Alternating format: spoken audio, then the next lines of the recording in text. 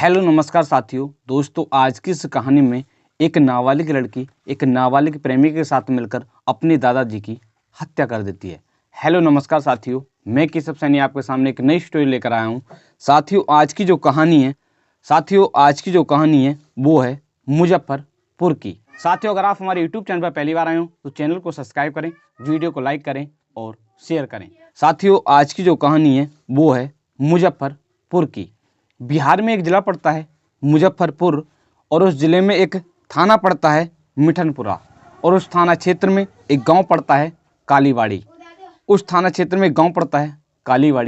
उस गांव का रहने वाला एक व्यक्ति होता है, जिस व्यक्ति का नाम होता है कौशल किशोर गुप्ता। साथ ही जो कौशल किशोर गुप्ता होते हैं, उनकी आयु लगभग 68 या 70 साल के करीब में होती है। कह सकते हैं कि साथियों वो बुजुर्ग व्यक्ति होते हैं। साथियों, उनका एक बेटा होता है और उनकी एक नाबालिग लड़की होती है।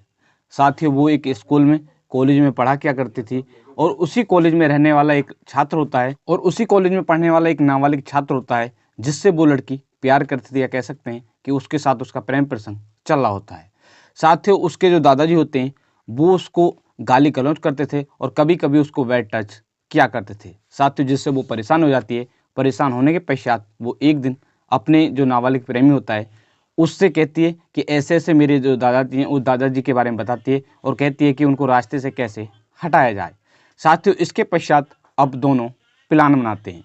इस प्लान में साथियों वो दोनों यूट्यूब का सहारा लेते हैं और उससे पूरी जो जानकारी लेते हैं, और इसके पश्चात प्लान बनाते हैं।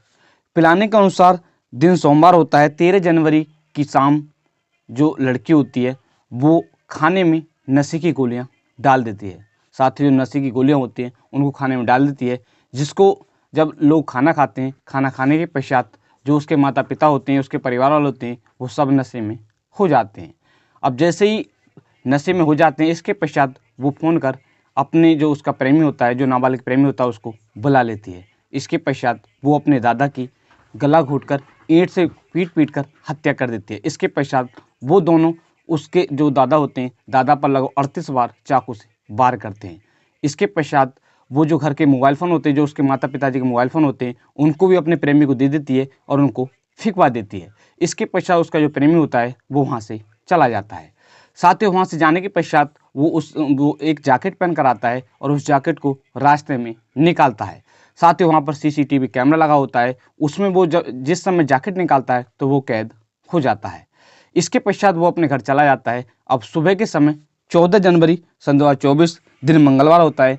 मंगलवार की सुबह जो उसके परिवार के लोग होते हैं वो देखते हैं कि ऐसे ऐसे कि जो कौशल किशोर गुप्ता होते हैं वो वहाँ पर मृत पड़े हुए होते हैं, और वहाँ पर खून भी होता है। साथ ही इसके पश्चात वो इसकी सूचना एक जो थाना पड़ता है मिठनपुरा, उस थाने की पुलिस को सूचना देते हैं। सूचना मिलने के पश्चात जो पुलिस होती है वो वहाँ पर पहुँच जाती है। पहुँचने के पश्चात जो पुलिस होती है वो FSL की जो टीम होती है उनको भी सूचना देती है, और वो भी वहाँ पर पहुँच जाती है। पहुँचने के पश्चात जो आदर्श गुप्ता होते हैं, जो किशोर गुप्ता होते हैं, वो उनके सबको बरामद करती है और इसके पश्चात पोस्टमार्टम के लिए भेज देती है। साथ ही जो पुलिस होती है अब जांच करना शुरू कर देती है। जो FSL की टीम होती है वो भी जांच करना शुरू कर देती है। साथ ही वो अड़ोस पड़ोस में जो CCTV कैमरे होते हैं उसमें चेक करते हैं, तो पता चलता है कि एक व्यक्ति होता है जो वहाँ पर जैकेट निकालता है। साथ ही जो पुलिस होती है वो उसकी गहनता से जांच करती है और इसके पश्चात उसको गिरफ्तार कर लेती है।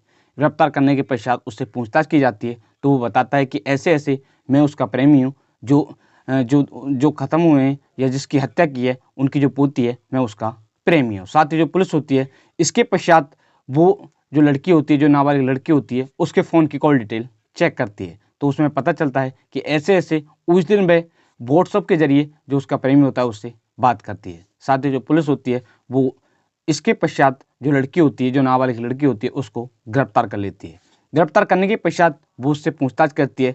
वो उससे पूछताछ करती है तो वो पहले बार बार मना करती है, मगर जब पुलिस उससे सख्ती से पूछताछ करती है तो वो उस जुर्म को कबूल कर लेती है और जो पूरी कहानी होती है उसके बारे में बताती है। और उसका जो प्रेमी होता है वो भी इस जुर्म को कबूल कर लेता है और जो भी पूरी कहानी होती है इसके बारे में बताते हैं।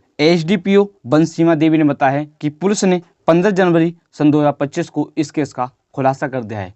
पुलिस ने जो मृतक की पोती होती है, उसका जो पोती होती है पोती और उसका जो प्रेमी होता है, दोनों को गिरफ्तार कर लिया है और दोनों ने ही अपना जो जुल्म है वो कबूल कर लिया है और इस हत्याकांड में जो इस्तेमाल किया गया ईंट और जो चाकू होते हैं उनको भी बरामद कर लिया है।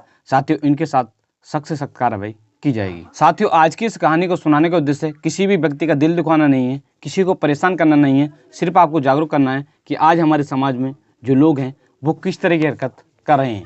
आज की इस कहानी में आपने सुना ही होगा। साथियों, अगर आप हमारे YouTube चैनल पर पहली बार आए हो तो चैनल को सब्सक्राइब करें, वीडियो को लाइक करें और शेयर करें। साथियों, आज की जो कहानी है, मैंने इस कहानी को कुछ न्यूज़ के माध्यम से पढ़कर तैयार किया है, जैसे दैनिक भास्कर न्यूज़, हिंदी न्यूज़ 18, जी न्यूज़ और ABP न्यूज़। इन 4 न्यूज़ के माध्यम से जो मैंने आपको कहानी सुनाई, इसको तैयार किया था, जिसका लिंक आपको वीडियो के डिस्क्रिप्शन में मिल जाएगा। आप सभी लोग मस्त रहें, स्वस्थ रहें। मिलते हैं आपको नेक्स्ट कहानी के साथ। धन्यवाद।